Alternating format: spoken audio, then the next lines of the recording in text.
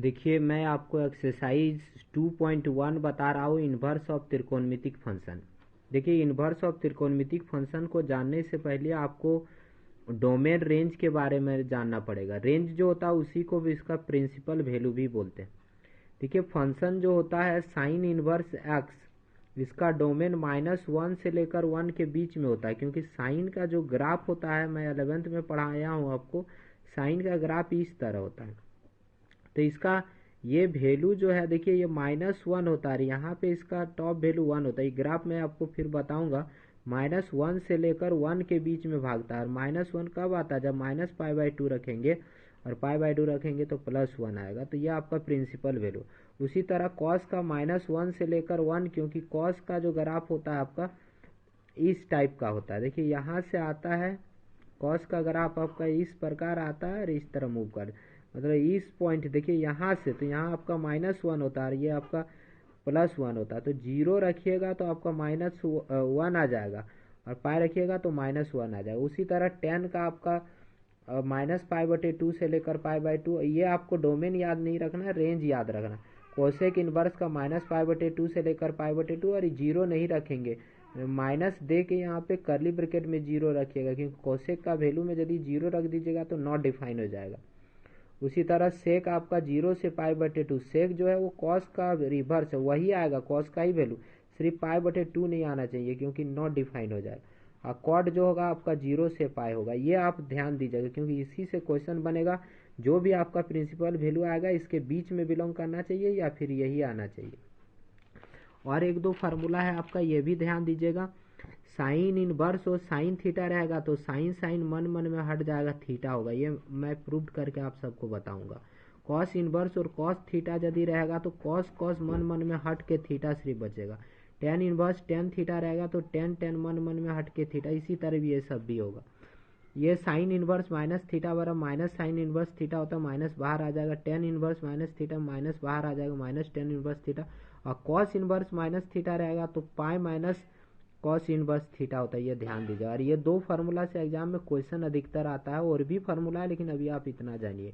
Ten inverse A tan inverse B, tan inverse A plus B 1 minus A into B, और 2 tan inverse A का tan inverse 2a 1 minus A square. अब आप exercise पे ध्यान दीजिए।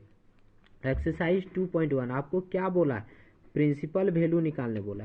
तो देखिए आपके पास क्या है, साइन इनवर्स -1/2, और अभी अभी हम पीछे आपको एक फार्मूला लिखा है। So sine inverse minus theta रहेगा तो आप इसको माइनस साइन इनवर्स थीटा लिख सकते हैं, माइनस निकल जाए तो यहाँ पर माइनस जो है ये माइनस बाहर आ गया तो साइन इनवर्स 1/, साइन का साइन, साइन कितना का वैल्यू 1/2 होता है, साइन 30 डिग्री का।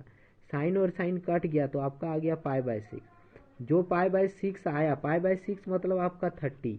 तो बोलिए ना, जो आपका यहाँ रेंज दिया हुआ, देखिए साइन का रेंज दिया -π/2 से लेकर π/2, तो देखिए -π/2 से लेकर π/2 के बीच में ये वैल्यू बिलोंग कर रहा है। देखिए तो -30 माइनस π/2 मतलब हो गया -90, और π/2 मतलब हो गया आपका 90।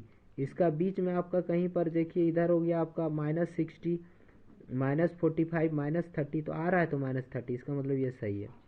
उसी तरह कॉस इनवर्स पे ध्यान दीजिए। कॉस इनवर्स √3/2, कॉस इनवर्स का कॉस कितना का वैल्यू √3/2 होता है, कॉस π/6, कॉस π/6 मतलब हो गया आपका 30 डिग्री।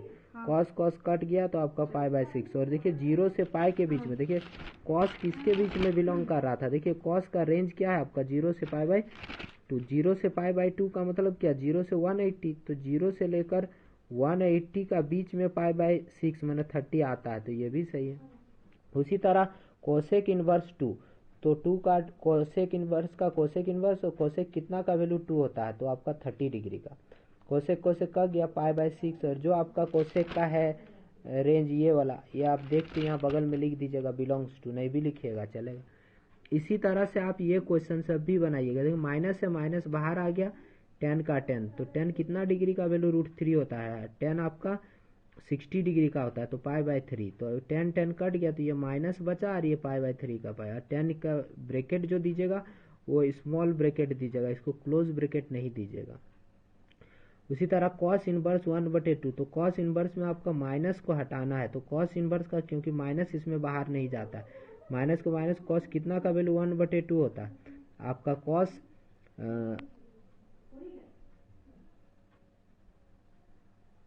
सिक्सटी डिग्री का होता है, तो 60 डिग्री मतलब π/3। अब ये हो गया आपका पाई।